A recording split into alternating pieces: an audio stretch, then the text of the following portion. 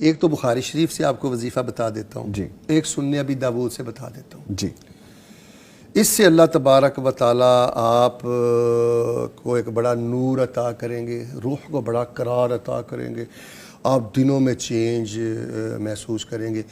ایک تو آپ اللہ تعالیٰ سے نا نور کا سوال کیا کریں۔ کس چیز کا؟ نور کا، روشنی مانگا کریں۔ روشنی مانگا کریں۔ رسول اللہ صلی اللہ علیہ وآلہ وسلم رات کے اندھیروں میں یہ نور مانگا کرتے تھے اور کیا کہا کرتے تھے؟ اللہم اجعل فی قلبی نورا وفی سمعی نورا وفی بصری نورا وعن یمینی نورا وعن یساری نورا وامامی نورا وخلفی نورا وفوقی نورا وتحتی نورا واجعل لی نورا۔ یا الہ العالمین، دل کو روشن کر دے، نگاہ کو روشن کر دے، کانوں کو روشن کر دے، دائیں روشنی کر دے، بائیں روشنی کر دے، آگے روشنی کر دے، پیچھے روشنی کر دے، اوپر روشنی کر دے، نیچے روشنی کر دے۔ اور 10ویں نمبر پہ فرماتے تھے واجعل لی نورا، یا اللہ میرے لیے روشنی ہی روشنی کر دے۔ سبحان اللہ، سبحان اللہ۔ یہ رسول اللہ صلی اللہ علیہ وسلم رات کی تاریکیوں میں اللہ سے دعا مانگا کرتے تھے، روشنی مانگا کرتے تھے۔ اب اس نور کے وقت میں اللہ سے یہ نور مانگے، سجدے میں اللہ کو کہیں، اگر اللہ تہجد نصیب کرے، یقیناً اللہ کرتا ہے۔ الحمدللہ۔ اللہم اجعل فی قلبی نورا، اللہ دل کو نور سے بھر دے، ناپاک محبتوں سے نہیں، اللہ اپنے نور سے بھر دے۔ تو یہ جو دعا ہے یہ ہمارے ناظرین کو یاد کرنی چاہیے۔ اور دوسری دعا یہ سنن ابی داؤد میں ہے روحانی زندگی کے لیے، کوئی عرض نہیں ہے، ہم بتائے دیتے ہیں، بول سے کام لے لیتے ہیں۔ یہ جو اللہم اجعل فی قلبی نورا والی میں نے آپ کو دعا بتلائی ہے، الحمدللہ ہماری مجرب بھی ہے۔ یہ جو بعض لوگ ہیں جن کو غیبتیں سننے کی عادت ہوتی ہے، وہ کہتا ہے کہ شیخ صاحب جوانی میں ایسی انگڑائی ہے اور ایسی شہوت ہے کہ نگاہ کو پاک رکھنے کی کوشش کرتا ہوں، نگاہ پاک نہیں رہتی۔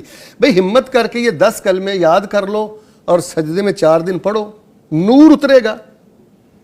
جی، جب نگاہ میں اندھیرا ہے، کانوں میں اندھیرا ہے، اندھیرا ہے، دائیں بائیں اندھیرا ہے، پھر مجھے بتائیں روحانیت کیا کرے گی؟ کیا کرے یہاں پہ؟ کہاں سے آئے روحانیت پہ؟ دوسرا وظیفہ رسول اللہ صلی اللہ علیہ وسلم کے پاس ایک صحابی آئے تو ایک طریق میں آتا ہے، انہوں نے کہا علمنی دعا، اللہ کے رسول علیہ السلام مجھے کو آپ دعا سکھائیے۔ ایک میں انہوں نے فرمایا علمنی تعوذا اتعوذ بہ، اللہ کے نبی علیہ السلام مجھے کو تعوذ سکھائیں جس کے ساتھ میں اللہ کی پناہ میں آ جاؤں۔ تو آپ علیہ السلام نے وہ دعا ان کو سکھلائی، یہ ہمیں سجدے میں پڑھتے رہنا چاہیے اور آخری تشہد میں پڑھتے رہنا چاہیے، چلتے پھرتے، بالخصوص جب آپ باہر بازار وغیرہ میں نکلتے ہیں تو پڑھتے رہیں۔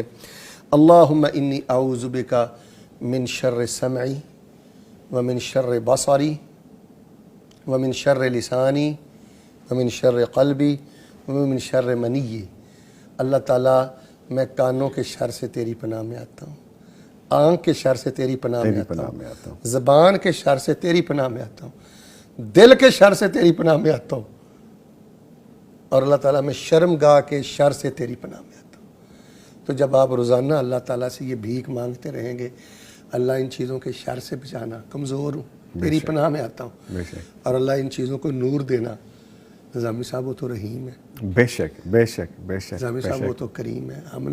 ہم نے تو بیٹے مانگنے اللہ سے سیکھا ہے، ہم نے تو پیسے لینے اللہ سے سیکھا، جاب لینی اللہ سے سیکھی، بس یہی ہے، ناداں کے چند کلیوں پہ قناعت کریں۔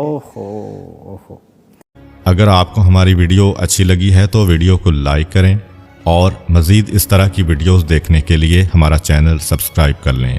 ملتے ہیں نیکسٹ ویڈیو میں، اجازت دیجیے، اللہ حافظ۔